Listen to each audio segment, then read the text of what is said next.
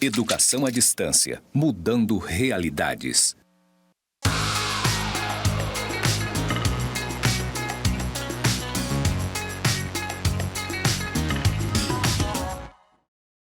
Olá, tudo bem? Meu nome é Elisângela Regis, estou com vocês no curso de Pedagogia, numa ação integrada entre as disciplinas de Contexto Educativo na Infância e Teorias do Desenvolvimento da Aprendizagem. Eu estou no estúdio de gravação do IFRO Campus Zona Norte, atrás há uma parede branca com círculos e traços interligados. Sou morena, cabelos cacheados, estou trajando uma blusa branca com marcas pretas e uma calça preta. Então vamos lá, a nossa aula de hoje. A nossa aula de hoje, nós vamos dar uma olhadinha numa teoria bem diferenciada.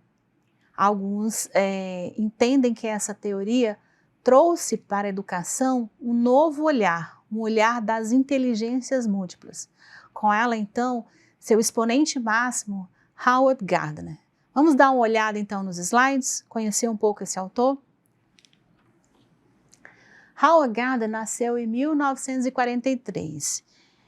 Está vivo ainda, esse nosso teórico, e ele traz no seu pensamento a seguinte proposição: podemos ignorar as diferenças e supor que todas as nossas mentes sejam iguais, ou podemos aproveitar essas diferenças.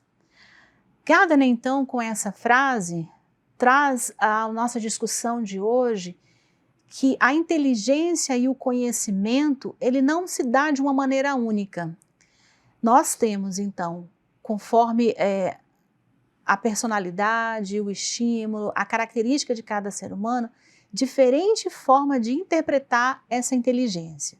Nós visualizamos e realizamos as coisas de maneira diferente. Então, consecutivamente, a nossa mente, o nosso processo cognitivo e aquilo como nós gostamos que algo seja feito, se dá também de maneira diferente.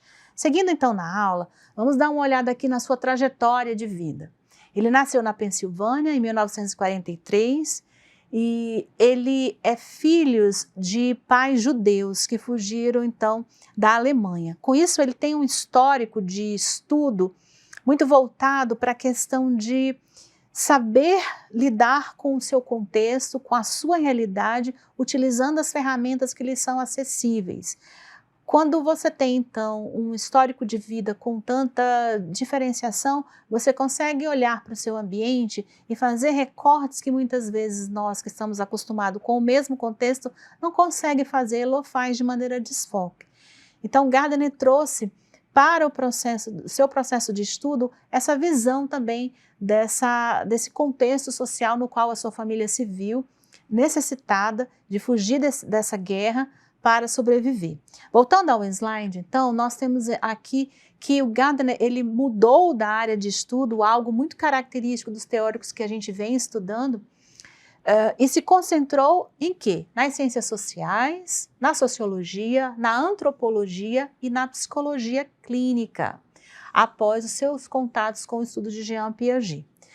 Professor da Escola de Psicologia da Universidade de Harvard, nos Estados Unidos.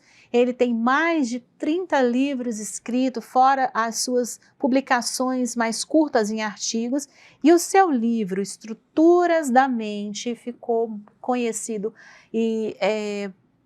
devido a esse elemento das inteligências múltiplas. Foi com esse livro que ele inaugurou, então, essa teoria, e que no Brasil, ainda de maneira muito tímida, vem sendo estudada e discutida e até mesmo implementada, como nós vamos ver mais à frente, pelo Celso Antunes. Voltando então aqui, a base de estudo de Gardner, além do próprio Piaget, a gente tem Robert Sternberg, que estudava como as inteligências se davam dentro das culturas. A forma com que eu compreendo inteligência dentro da cultura A é igual à cultura B, à cultura C. Então, através desses estudos, ele aprofundou, então, essa sua compreensão e foi buscar algo a mais. Vamos dar uma olhadinha, então. Essa teoria das inteligências múltiplas, né? Foi desenvolvida, como a gente pôde ver, no final do século XX, então muito contemporâneo. E ele vai estudar essa capacidade da cognição humana com uma maior ênfase. Além disso, ele pode observar que esse conceito está retratado em mais dos variados comportamentos que os seres humanos expõem a essas suas habilidades. Ela é feita de uma maneira individual, personalizada. Gardner sempre foi insatisfeito com essa conceituação de inteligência, de QI, como se a inteligência fosse algo em si próprio, algo estanque. Então, ele questionou esse conceito de coeficiente da inteligência de Binet, e ele quis, então, estudar como se dava essa inteligência através do comportamento e das experiências humanas. Então, ele trouxe para a educação e para a psicologia algo muito maior que pode ser implementado com muita facilidade por nós educadores.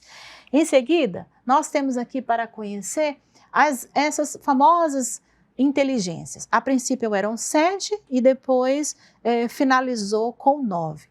Nós temos então, vamos começar aqui pela lógico-matemática, que é aquela que normalmente os professores gostam muito de visualizar nos seus alunos. Então o aluno sabe calcular, sabe fazer a interpretação de um problema, rapidamente ele é ótimo na lógica. Então o que eu classifico? Esse aluno é super inteligente. E o Gardner, então, questionou como que o aluno é tão inteligente na lógica matemática. Isso quer dizer que os demais alunos que falam muito bem, gesticulam muito bem, têm um controle do ambiente melhor, eles também não são inteligentes? O fato de eu não fazer um cálculo, resolver com logicidade apurada um problema, quer dizer que eu não sou inteligente? Então ele questionou isso e trouxe para nós outras possibilidades de inteligência que uma sala de aula com 20, 30, 40 alunos vai trazer ao professor. Esse portfólio de inteligência diversificado, esse ambiente de aprendizagem multifacetário, onde o professor pode colocar a sua criatividade para funcionar. Vamos seguir com as outras inteligências. Nós temos então a inteligência existencial, que foi uma das últimas a ser acrescentado, é quando o sujeito tem uma capacidade de reflexão, de análise, ele consegue compreender as nuances existenciais dos seres humanos, inclusive as transcendentes, sempre buscando em si, no outro e na espiritualidade, resposta por que vivemos assim, por que pensamos assim, para onde vamos, o sentido da existência. Então você observa, por exemplo, que pessoas que fazem cursos de filosofia, são pensadores, eles têm essa inteligência muito marcada. Eu tenho a inteligência interpessoal, essa inteligência que inclusive é uma soft skill, é considerada uma soft skill para todos os ambientes, inclusive na escola, no trabalho, é quando eu sei lidar com o outro, essa inteligência de estabelecer vínculos. Geralmente é uma pessoa falante, empática, elas são bons líderes, ela consegue regimentar pessoas para o seu ideário, e nós temos então essa inteligência muito marcada em algumas áreas de atuação. Em seguida, nós temos então a inteligência corpóreo-sinestésica, que é aquela pessoa que sabe, ela pula, ela gesticula, ela salta, ela gosta de fazer esportes, então ela tem uma capacidade de profundidade, distância muito bem construída. Ela domina o ambiente no qual ela está muito ligada a questões de esporte por conta disso, seja de que modalidade for. Então, às vezes, o aluno ele gosta muito da educação física, não é porque o professor de educação física é extremamente, ele libera o espaço para a exploração do aluno, mas na verdade é porque ele se sente muito mais confortável no seu espaço da sua própria inteligência.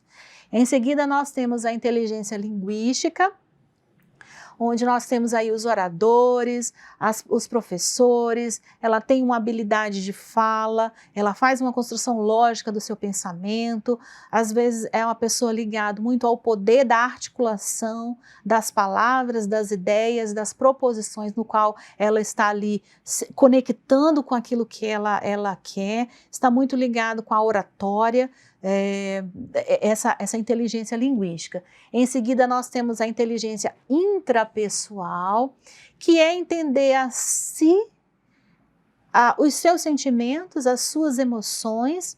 Ele é mais reflexivo, ele tem uma capacidade de análise e síntese contextual muito mais acelerada do que os demais, ele consegue perceber as nuances daquele lugar e rapidamente ele tenta se adaptar.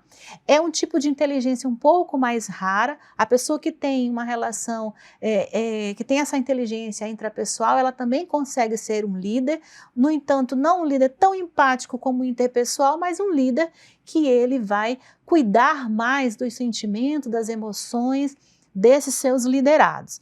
Em seguida, nós temos a inteligência espacial, muito voltado com a questão do ambiente, aquilo que ele vê o mundo em 3D.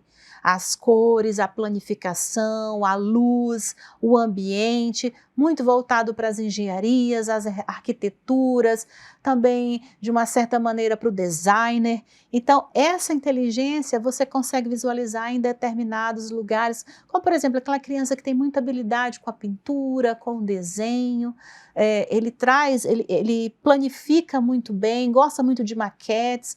Essa é a inteligência, então, espacial. E aí eu tenho também a inteligência naturalista, que foi inserida junto com a existencial, né? Chegando ao total de 9, é aquela pessoa que tem a inteligência de lidar com o seu meio ambiente. Ela está mais ligada a fatores ecológicos, ambientais, ela pensa em soluções para o seu dia a dia, ela traz estratégias de convívio do meio ambiente com o ser humano, ela pensa no ser biológico, na natureza, de uma maneira muito incisiva e também muito prática. Essa consciência, então, que aprimora, inclusive hoje em dia, as políticas de gestão de meio ambiente, do cuidado com a natureza, da inserção da natureza em todos os espaços que nós estamos vivenciando. E a outra inteligência, que muitas vezes as pessoas nem diziam que era inteligência, mas que Gardner trouxe essa inteligência, foi a musical.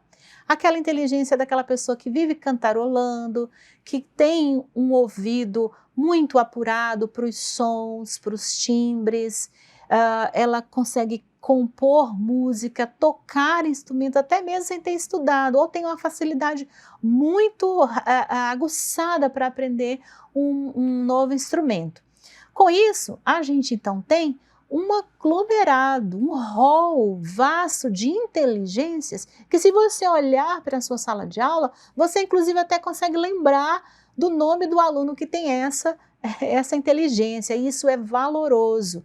A gente então, de posse dessa informação, consciente dessas inteligências, consegue inclusive pensar em atividades diversas para a sala de aula, consegue pensar também como eu vou avaliar esse meu aluno dentro da sua inteligência e eu vou potencializar esse meu aluno para que ele possa então ter o máximo possível de capacidade de inteligência dentro do seu fazer. Às vezes uma inteligência ela é mais preponderante do que a outra, mas muitas vezes elas estão agrupadas em pequenos nichos de inteligência ali. Eu posso ter 2 ou 3 agrupadas, fortificando ali aquela capacidade daquele meu aluno, a inteligência daquele meu aluno. Continuando, então nós temos aqui, para fechar, que a teoria das inteligências múltiplas, aplicada nesse contexto da educação, ela faz o quê? Ela estimula as pessoas para que elas possam o quê? Possam resolver os seus problemas usando diferentes inteligências. E isso, então, contribui para o ensino e aprendizagem. As escolas, aquelas escolas que compreenderam que as inteligências, elas são múltiplas, elas avançaram nos seus programas de ensino, no seu currículo e no seu material. Elas colocaram à disposição do aluno tudo o que elas tinham na sua estrutura física e humana para que esse aluno pudesse então crescer. E em seguida nós então temos aqui alguns pontos que precisam ser alinhados para o fechamento da compreensão dessa inteligência, dessa teoria de inteligências múltiplas, que é, na hora da aprendizagem, eu ter consciência da inteligência do meu aluno, para que a partir dela eu possa traçar os pontos de entrada para que eu consiga então, através de uma narrativa, através de um exercício quantitativo, através de um estudo de caso, da montagem de uma maquete, eu propor atividades que agreguem o maior número de inteligências ali naquela sala. Reconhecer que as inteligências múltiplas, ela diminui o preconceito. Eu não vou me classificar como aquele meu colega, mas eu sei que a minha inteligência é outra.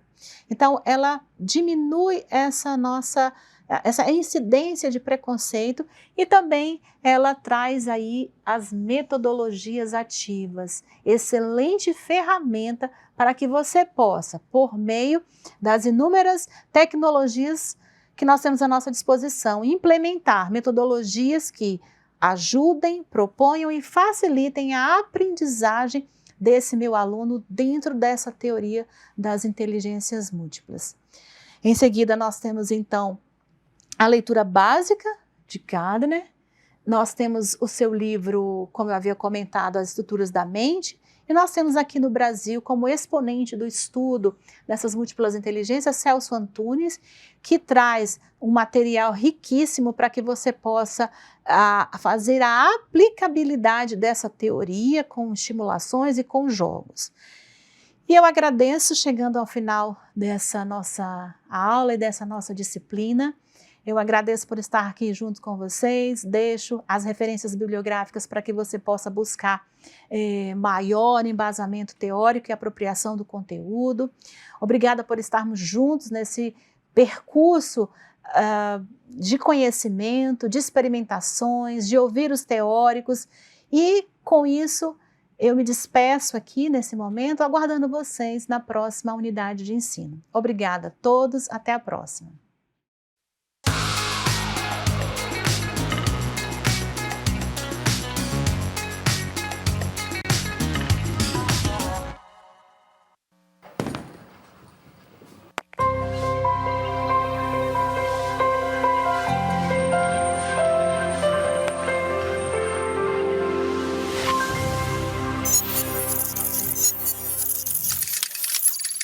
Educação à distância, mudando realidades.